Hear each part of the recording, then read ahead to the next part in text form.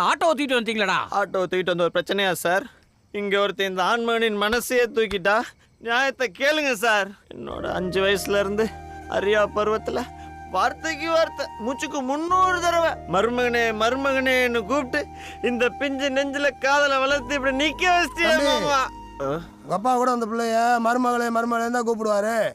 அதுக்காண்டி உங்களை மாதிரி கத்தி கலாட்டா பண்ணிட்டு இருக்க அந்த பிள்ளை தெளிவா இல்லை? தெளிவுதான், பொண்ணுங்க எப்பவுமே தெளிவுதான். நாகம் டாப் எழுகதாப்பு டாப் எப்போவே டாப் எழுகதா.